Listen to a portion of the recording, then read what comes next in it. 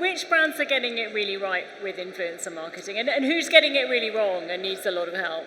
So brands which are getting it really, really right, I think, look, this is actually a celebrity campaign, but I am going to just talk about that very quickly. Uber Eats smashed it with their Super Bowl advert when they were able to take advantage of what they saw was a social meme about the Beckhams in a Netflix documentary, and then they were able to actually bring that into an ad format and actually replicate that because it resonated with a lot of consumers because the memes were going viral. Yeah. So when brands take advantage of what they see is trending on social and are able to activate in that sense where it's an authentic relationship, they can really smash it. So obviously, brilliant example there.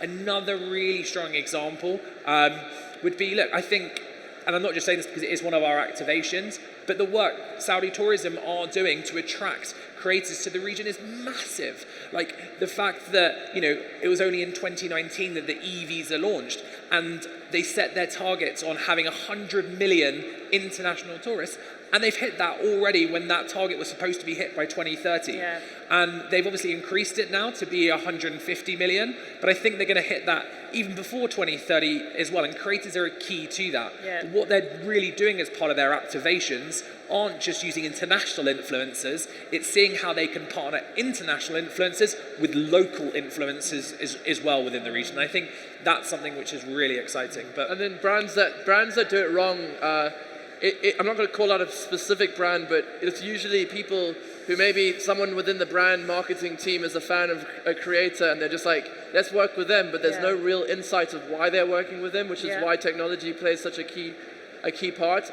And then it's also just saying, okay, we have this campaign, these are our, these are the key messages we want to get out. Let's just get the creator to say that in the way we want them to say it, whereas you actually have to translate that idea into a format that the creator can then take and put it into their language, the way they speak to their audiences. Because the way the algorithm works now, especially because of TikTok, it's all about watch time. If someone scrolls past a piece of content because the first 5 seconds you're trying to say a brand message that doesn't resonate with the audience, you're going to lose 95% of the potential audience. So we really like to get creative. That's why we've created a specialist impact studio that allows us to translate any brief into something creators can produce great content for that people actually watch. So does